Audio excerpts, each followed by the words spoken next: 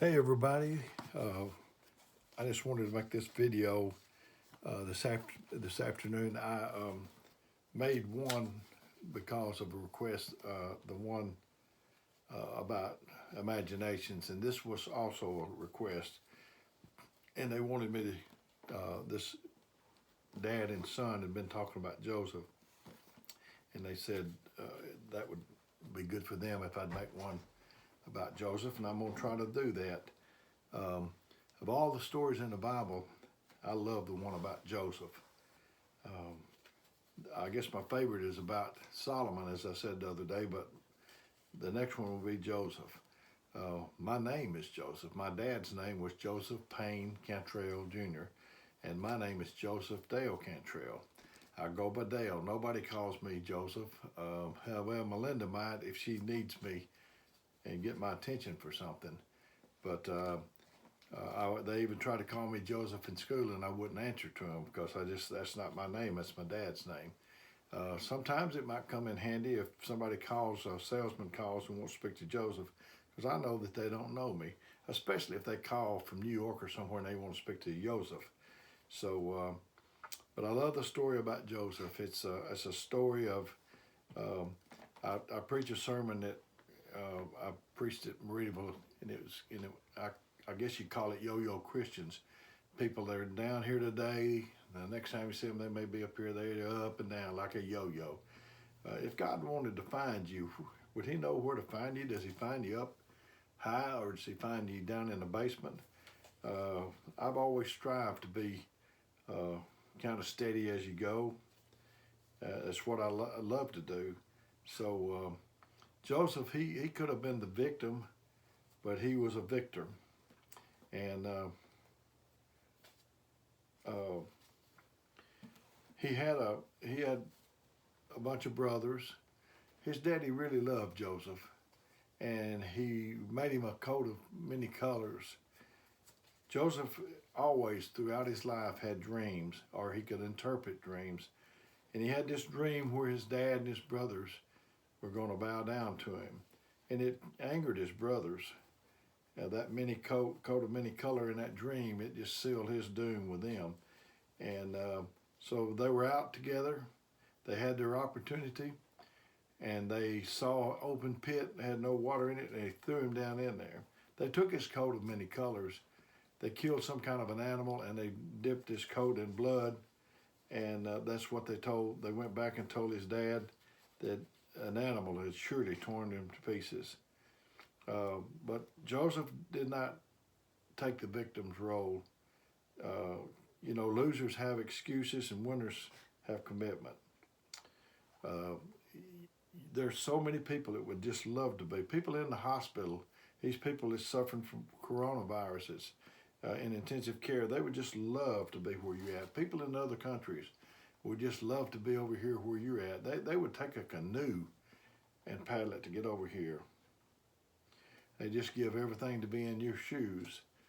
But Joseph, after they threw him in the pit, I think it was the Ishmaelites came by and got him, and they sold him. He wound up with Potiphar, and he did well with Potiphar. But Potiphar's wife lied on him, and he wound up in jail. In jail, there was a butler and a baker, and they had dreams. Joseph interpreted those dreams, and they told him that the one that got out told him that he would remember him, but he didn't do it. And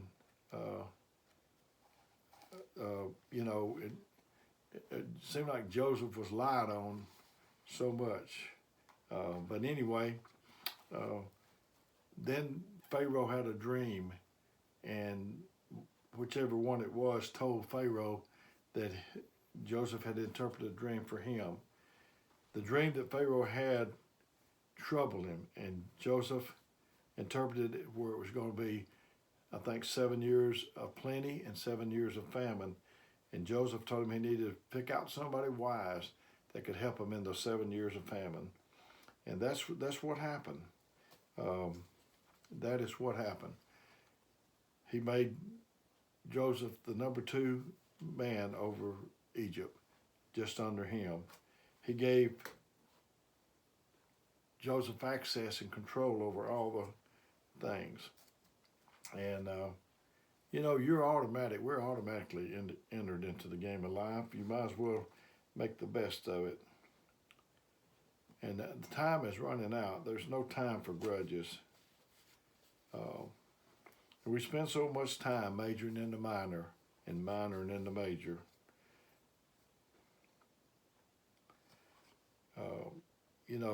Joseph's brother really mistreated him, told his daddy that animal had torn him in pieces. Don't you know that some people will lie on you? But anyway, after a while, Joseph's family became in need, and they sent him to Egypt to see the man in charge, which was Joseph. They just thought they was coming to see the CFO about a loan extension or something like that. And when he got there, it was Joseph. They didn't recognize Joseph, but he recognized them. I guess he was speaking through an interpreter so he wouldn't give himself away. Joseph had a gift. And you have that gift whether you're in prison or not. And don't ever lose your song. If a caged bird can sing, why can't you sing? Why can't you sing? So here they come, getting up into Egypt. Like I said, looking for a loan or something. And if anybody that you don't want to be at mercy of is somebody that you have mistreated, but you can't be bitter because creativity doesn't function in bitterness. So here they come, and I'm going to start with 45. Like I said, there's chapter 45. Like I said, they was probably going through an interpreter. He recognized them, but they didn't recognize him. But it said, and Joseph could not refrain himself before all of them that stood by him. And he cried, caused every man to go out from me. And there stood no man with him, while Joseph made himself known unto his brethren. And he wept aloud, and the Egyptians in the house of Pharaoh heard him. And Joseph said unto his brother, I am Joseph. Doth not my father yet live? And his brethren could not answer him, for they were troubled at his presence. Don't you know if you just threw somebody in a pit, and your past come back around, that you'd be afraid for your life? But Jesus forgave. That's a big idea. I talked on another video and said, you could be big if you didn't let little get a hold of you. Forgiveness is a big idea. And Joseph said unto their brethren, come near to me, I pray ye. And they come near him. They had made most of his life miserable. And he said, I am Joseph, your brother. And now therefore, which you sold into Egypt. Now therefore be not grieved nor angry with yourselves that you sold me hither. For God did send me before you to preserve life. For these 2 years hath the famine been in the land. And yet there are 5 years in which there shall neither be earing or harvest. God sent me before you to preserve you a posterity in the earth, and to save you your lives by a great deliverance.